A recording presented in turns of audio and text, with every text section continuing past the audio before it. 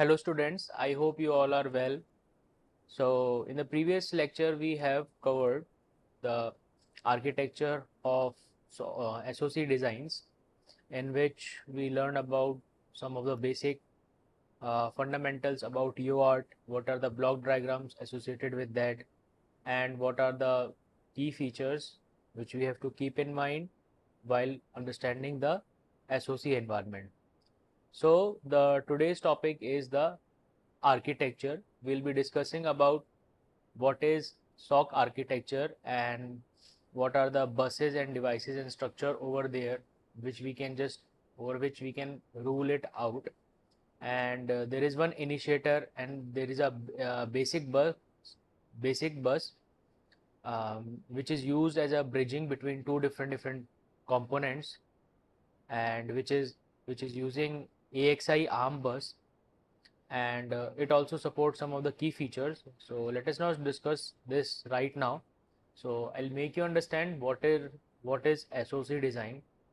So basically SoC design is a bus and device structure. Okay, that's a SoC design is a bus and device structure.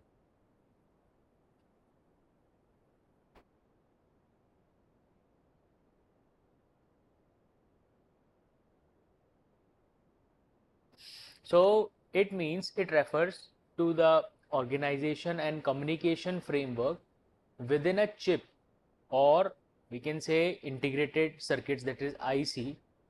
And a bus is essentially a communication pathway that allows different components within a chip to exchange the data signals, and the structure of buses and devices in the VLSI play a crucial role in determining the efficiency, performance, and the functionality.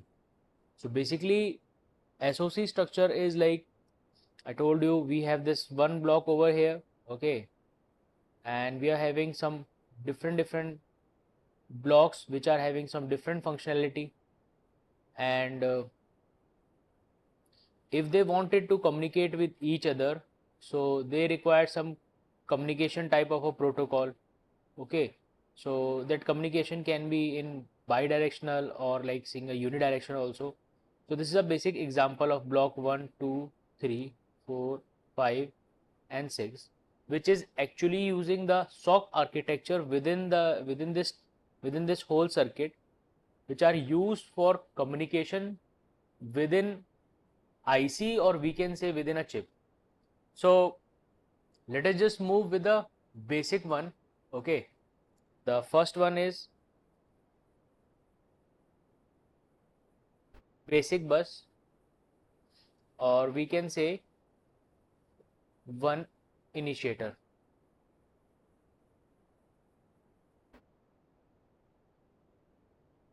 Okay, one initiator. So basically what is one initiator means, one initiator, there is a single initiator that controls the bus and initiate the communication in other devices. So let us suppose there are two devices. This is transmitter and this is a receiver. Okay, so if we just have a look closely with that, so there is a particular signal between both of these devices, which controls the communication with other devices. Like we can say this is a master or this is a slave. Okay, so it initiates the data transfer and also initiate the operation within the bus. So let us suppose this is a transistor, this is a transmitter side and this is a receiving side. So there is one particular signal which will be acknowledging this receiver side. Okay, whether okay it is this transmitter is the receiver is ready to accept the data or not. Okay, so this can be a signal. Okay, this can be a signal, basic signal, which will be establishing a communication between both of the blocks. Okay, if this signal is not high, okay, let us suppose if this signal is not high, high means 1, so this other processes will not initiate. Suppose there is a write write data channel, there is a write address channel.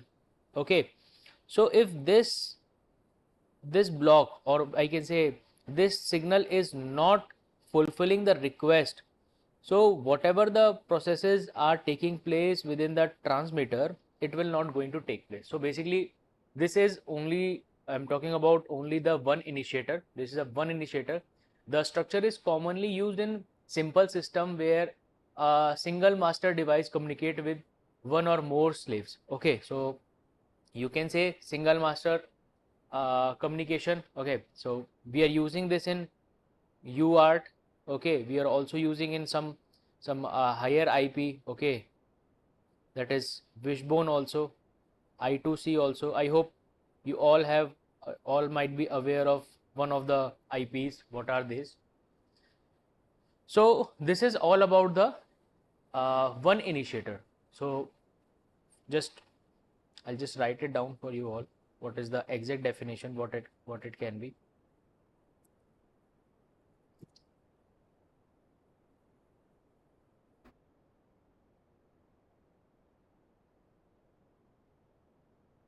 I hope now it's visible to you all. 20 will. Okay. So in this configuration, there is a single initiator that controls the bus and initiates communication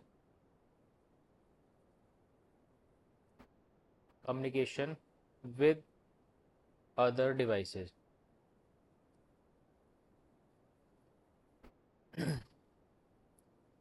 Connected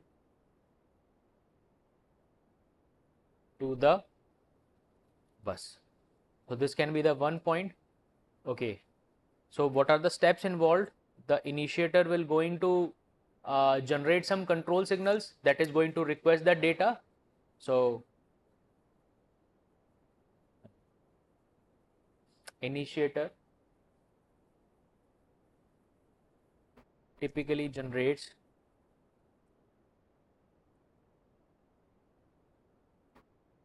control signals to request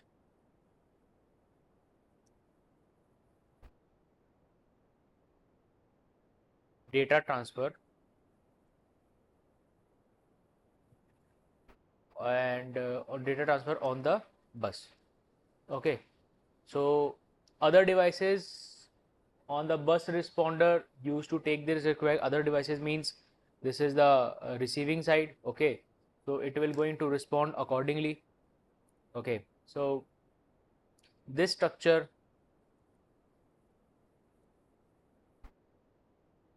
is commonly used in simple systems where a single master communication with one or more slaves devices.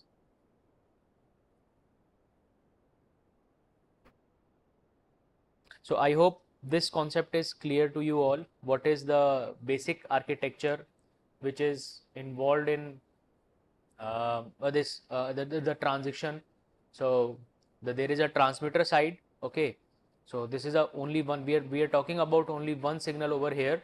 So that signal is responsible for making the transition to happen, and once the transition, this signal is high, turn to be in high mode, so the transition will going to process. And if the transition is not high, like we can say this is a 0, so the transition will not happen. So this is the basic architecture which I have taught you. So now there is one more term which we can know about. Okay, that is basic bus with multiple initiators.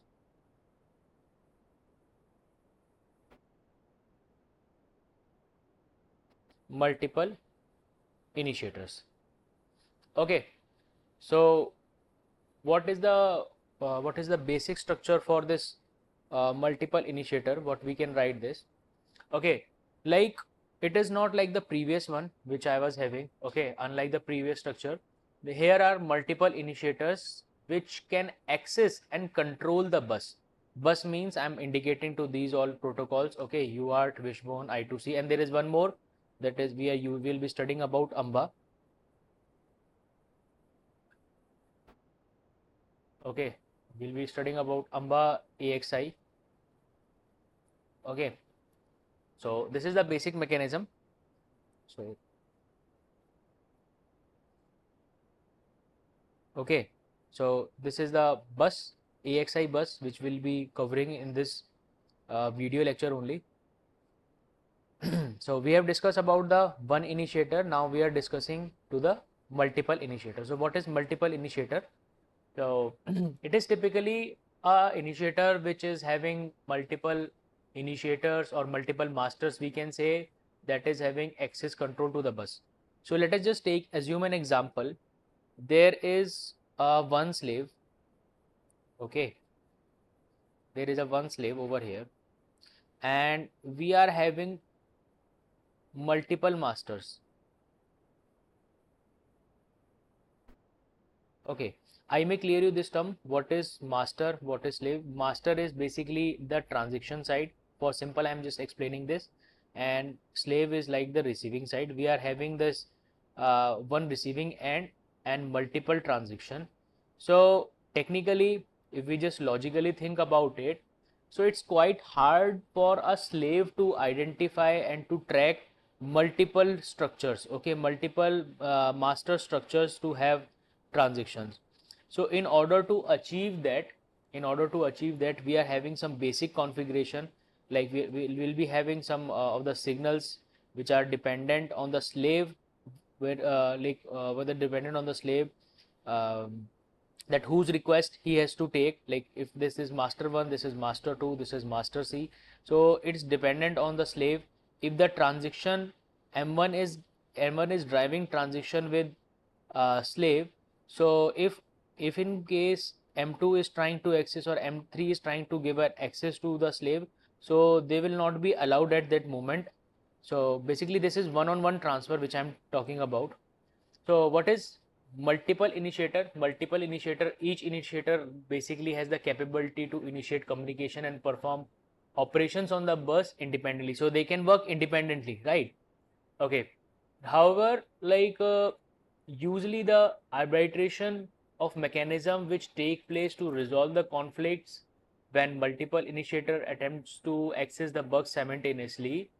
So this structure is suitable for more complex system where multiple masters need to communicate with each other with a shared resource. So basically, what I explained in this, like this is a shared source which the slave is sharing. Slave is sharing between all the three masters, right?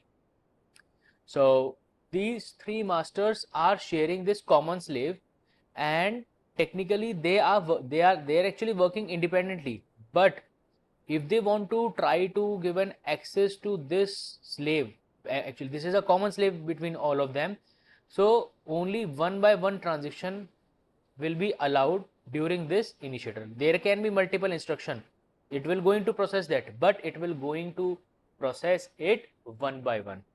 So I'll just write the definition. What can be the possible definition for this? So here,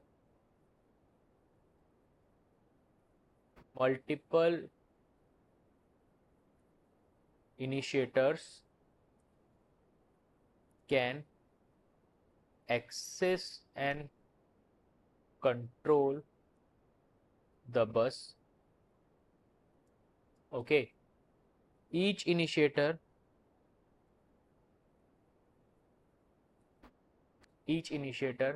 has the capability to initiate communication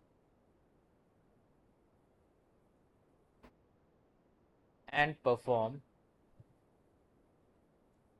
operations, okay, on the bus.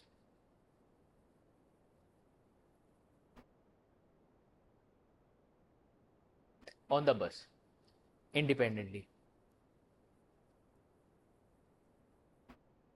This is the second point. So if like there is a third point which I told you about, like they can work independently, but they are usually have this mechanism to resolve the conflict between when multiple initiators trying to access the bus. So there are usually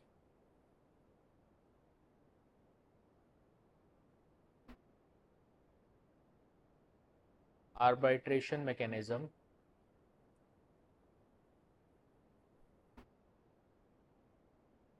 in place to resolve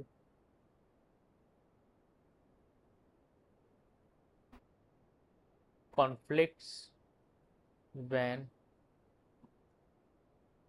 multiple masters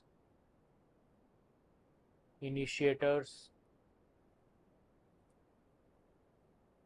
attempts to access the bus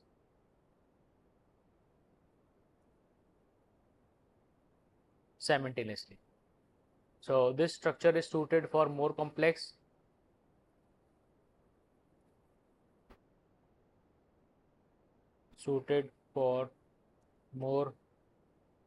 complex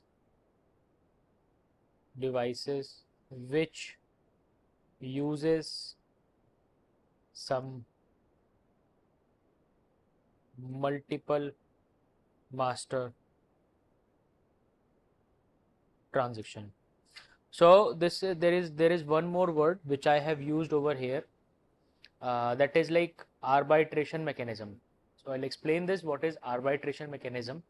So I hope you all are aware of MUX, which is multiplexer, right? So I'll just tell you the basic mechanism how MUX is working. So I'll just make a diagram for 2x1 MUX. Okay, so it is having one select line, and this is input 1 and this is input 2, I0 I0. So how this multiplexer works, like whenever there is a select line of 0, so basically this is a single bit, so single bit will be having 0 or 1. So whenever there is a select line of 0, okay, so this particular signal will going to trace out in the output. And if I'm having the output like select line, my select line is 1, so then in that condition I1 will be traced out to the Y2. So you can consider a situation, okay, so there is a arbitration mechanism. So although this is a more complex one, I'm trying to explain with a shorter one how the signal is going to like iterate in this slave configuration. So I'll just make it very simple for you all guys.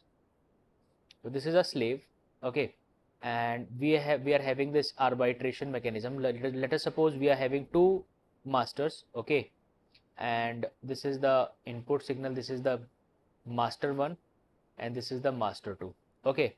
So we are having this select line over here, okay. So this select line is what we can say, this select line is dependent. This select line will going to select whether master 1 will going to have transaction with the slave or master 2 will going to have the transaction with the slave. So basically this whole mechanism of the MUX, which is making it possible to have a selection, right, to have a selection. So this is like arbitration mechanism. It is going to select, okay, whether this it will, the priority will be selected or will be decided on the select line only. So if select line is having 1, then master 2 will be having configuration, communication with slave. If slave is having that 0, so then master 1 will be having communication with slave.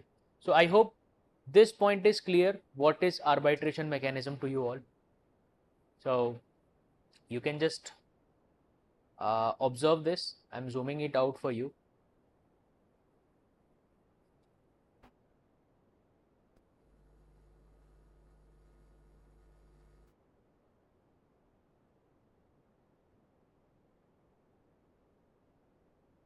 Okay, so I hope this point is quite clear to you all. Now we shall study about the bridge structure. Bridge structures. What are bridge structures? Okay, bridge structure. Bridge bus means, like, I'll just explain you what is bridging. Okay, so bridging is a concept in which the master and the slave is trying to have some communication in between. So that communication usually happen with some of the IPs, and that IPs we are having with, like, either it can be the communication with the UART, Wishbone, I2C, AMBA AXI. Okay, this is AMBA AXI.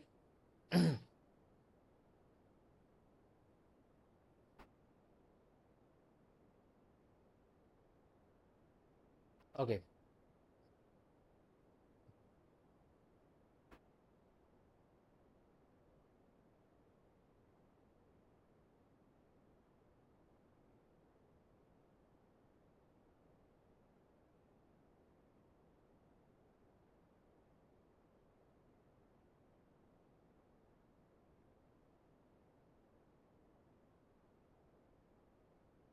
so bridge bus structure means, like, it is giving some bridging connection between the two devices. Let us suppose, like, there is one state and there is different state. There are two states over here.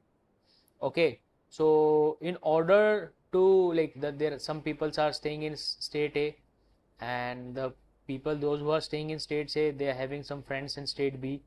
So if they wanted to have a communication, okay, so they are using some bridging option. Okay, so to have a communication, this can be a road path, this can be a highway. Okay, so similar is the process which we have in the communication in the VLSI, okay, in the SoC environment. So technically this similar roadmap is having configuration in the circuits also. So in the first block only I taught you about this, like, that this is the whole circuit over here, and we are having some different modules, okay, which are trying to have a communication. So how are they going to have a communication? So it is just by a bridge bus structure. So bridge bus structure are used to extend the reach of the bus beyond the physical boundaries of a single chip. Okay, so, like, when it is, like, not possible to, okay, so this is a, again I'll take my example of transmitter and receiver. So they are two independent circuits. Okay, they are two independent circuits. So if we just wanted to have a communication in between, and they are not having even a physical connection, their hardwares and, like, their softwares are quite different. So to communicate, we just need to have a physical connection between both of them. Then only they are able to have a communication. Okay, it can be wired. Okay, it can be wireless. Some of the students might be wondering, they might be having, okay sir, we can have wireless communication. So any type of a communication which, in which, through which, like, both of the devices needed to be connect, that is using some bridge structure. Okay, I hope till here it is very clear to you all. So I'll just write a definition for this. So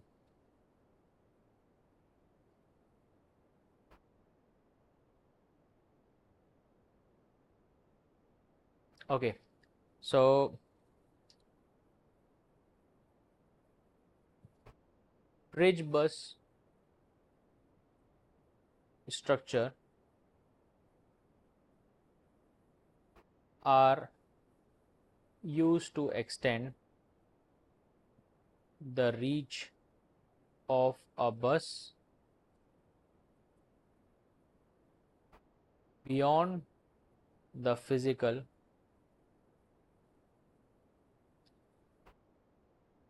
boundaries of a single chip. That's the one point I'm having.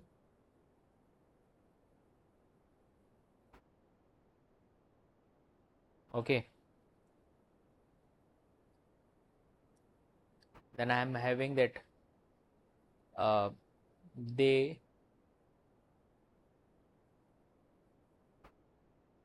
facilitate communication between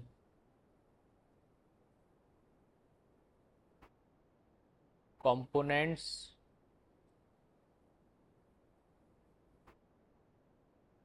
different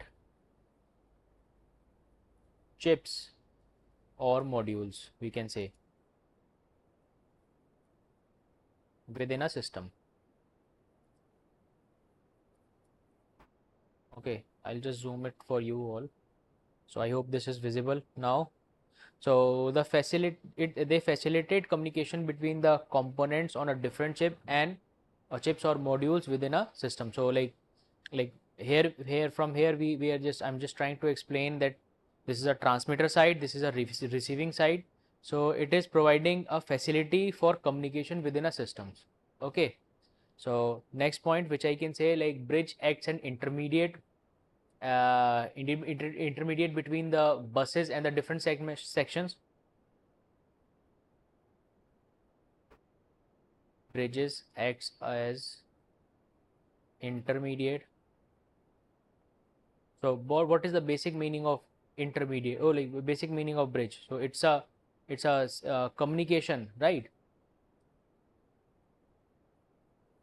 It's a communication which it is used to connect two different circuits. So that's what the bridging is all about. Initiate bridges buses on different segments and translating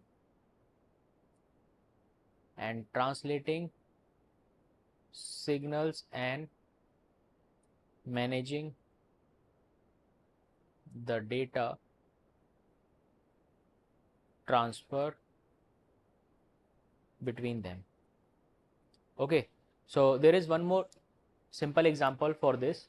So let us suppose this boy is Ramu and this is Raja over here. So if we want to, this like they both are friends and he wants to have a communication with Raja, Ramu wants to have a communication with Raja. So how they will going to do that? So what Ramu will going to do, he'll going to pick his phone and he'll just try to call his friend, and the on the other side the Raja will going to pick the phone and they can just have a communication. So this is the basic simple communication, we all know this is how it is happening. But have you ever wondered, like Ramu is speaking in some in his own language and Raja is also speaking in some his like language which is similar familiar to him, and whatever he is speaking, the like without any the third medium, the data is being correctly being transferred, and at the other end the Raja will going to listen what Ramu is saying. So what I can say, like in the phone microphone, in the phone we are having this microphone. What microphone will going to do, it will going to observe the vibrations. Okay, it will going to observe the vibration and that vibration will going to convert into electrical signal. Okay, that vibration will going to convert in electrical signals. Okay, then what we can have, then electrical signal, then it is being sent to the other device. Okay, the other device. So other device, it will be having some decoder.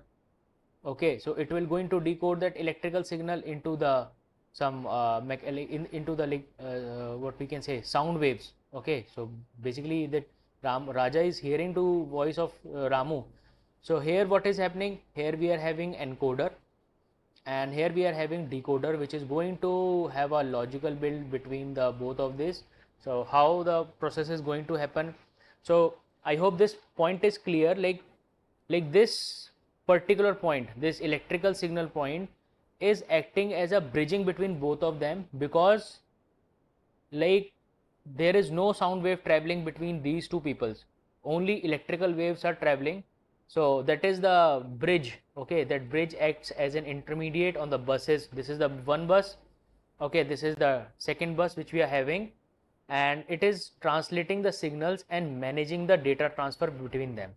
Okay, so like if I just, this is Ramu is calling to one of his friend is Raja, so it will going to dial up that Raja's address only. It's not like that somebody with, like if he's having Pranjal, he's having friend. Okay, he's having one more friend, so it's not possible if the Ramu is wishing to have a talk with Raja, so that by accidentally he will going to call Pranjal. No, that's a different address. So this is the basic management which the bridge bus is having a which is it is managing the transactions. Okay, so now what we can say, bridge bus structure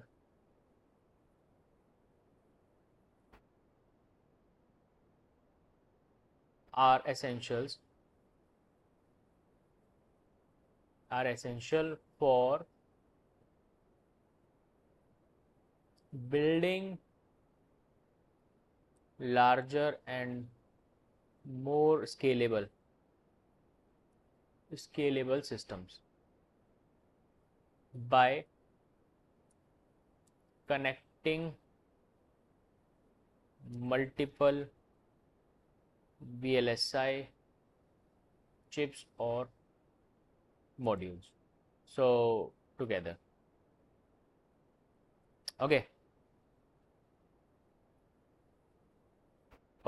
so this is all about this bridge structure which we have understood about it. So in terms of communication, what I can say, these buses structures are implemented using various designs and techniques. Okay, like this is the bus bar. Okay, first, like I'll just explain it again. So this is the initiator, this is the multiple bus, this is the bridge bus structure which we are having. So all these are being implemented using various design and techniques of the circuitry. The layout of the routing buses, okay, the or whatever the routing buses are there, so it is being well integration of control and logics, and play a crucial role in ensuring that it is reliable and it is efficient in communication with the integrated circuits. And additionally, I just wanted to add something more to it, like considerations such as signal integrity and power consumption and timing constraints are the vital in designing the implementation of the bus structure in the VLSI system. So we'll discuss it about the timings, how we can have the timing and how we are going to sample the output using this timings and analysis. So I'll just show you a Verilog code related to that, how we are going to sample the waves using the output. So we'll just meet in next lecture discussing about the key parameters of the power optimization and the timing constraints. Thank you all. I hope you have understood the concept, and see you in the next section.